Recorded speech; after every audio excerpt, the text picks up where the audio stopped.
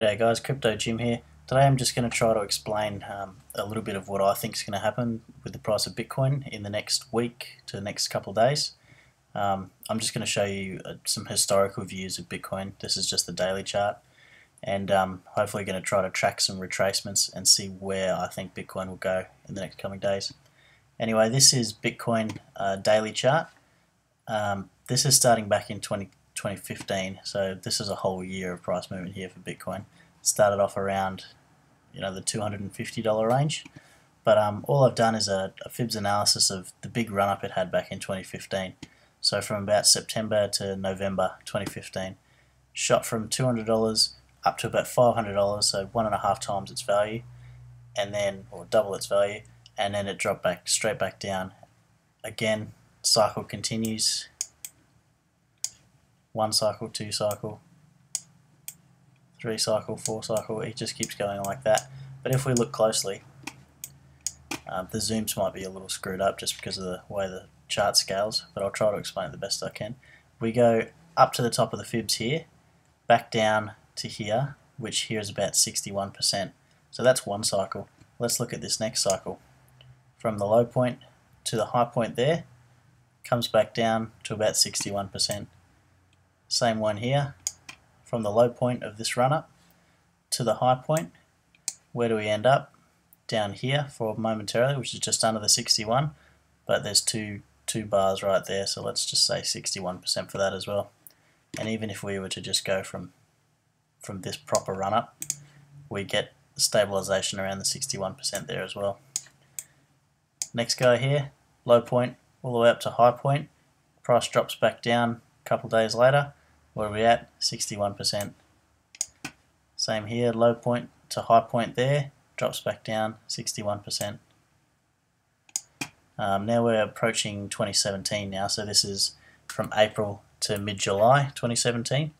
Had a huge run up here from the low point up to the high point there, slowly dwindled away back down to the 50%, nearly touching the 61%.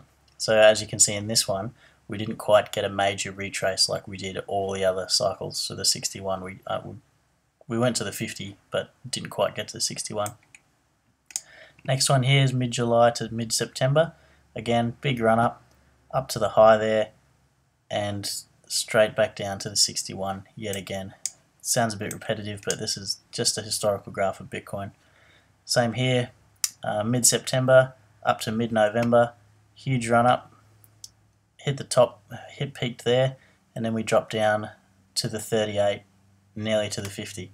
Now this is where it's interesting, because every other time when Bitcoin had a rise, we dropped to the 61%, or roughly the 61% level, if not a little bit lower. But now that Bitcoin's becoming more and more mainstream and people are knowing about it, the retracements for the last two cycles anyway seem to have been quite a bit less. So the previous retracement we got 50 to 60 level. Oh, sorry, that was two retracements ago. The previous wave we had was the 50 to 38 level.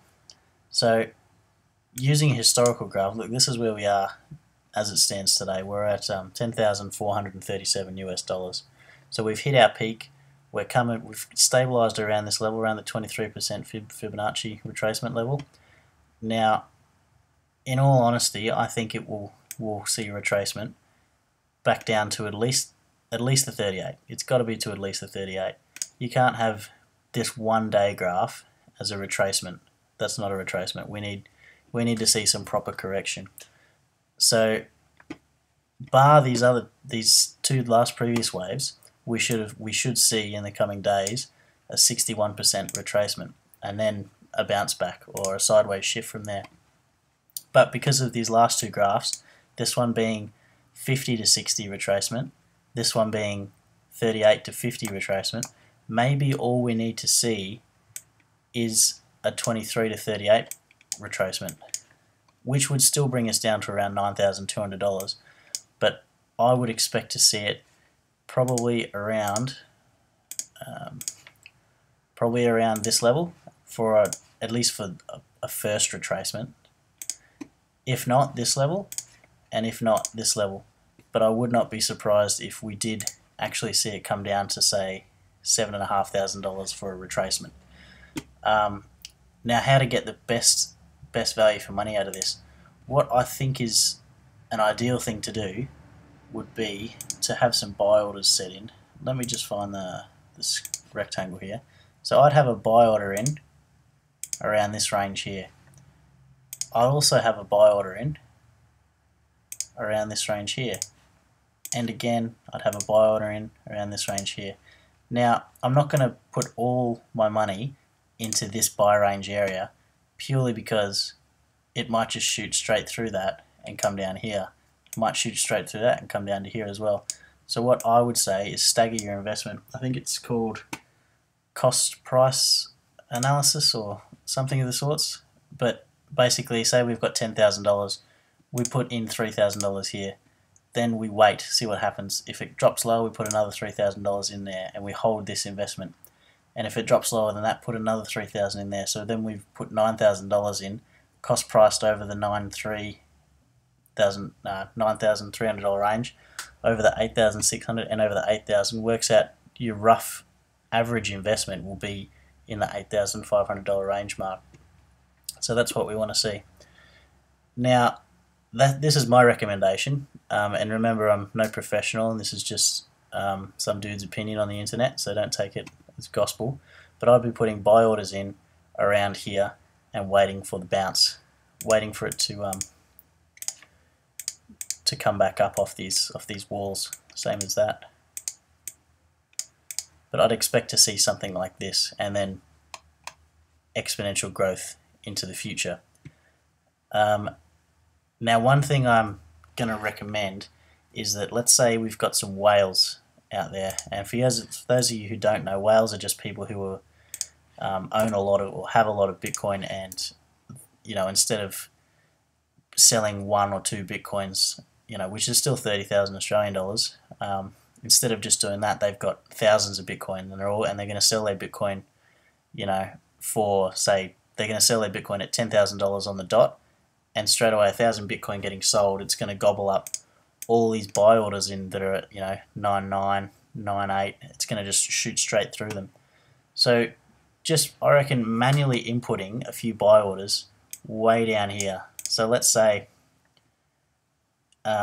we get some bad news or something, and one big bank or one big company or even just one guy who's had a lot of Bitcoin over the years, like I'm talking a lot of Bitcoin, like hundreds of thousands of worth, dumps all their Bitcoin at once.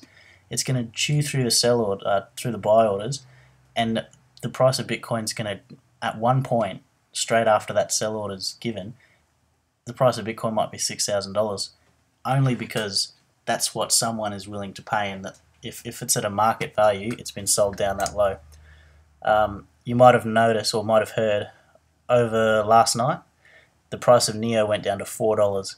That's because there was a massive sell order at market value, and some person out there or some company had a buy order in for a measly $4, and that large sell order of NEO went all the way through all the buy orders and actually got to the $4 mark. So somebody last night actually picked up NEO for $4, even though it's roughly a $50 coin or a $39 coin at the moment. So it'd be worth just chucking a few buy orders in just around these prices now, and just see what happens and adjust them accordingly as the price changes, in the next coming day. But at the moment, I've pulled all my money out of crypto and I've put it into fiat currency on BTC markets.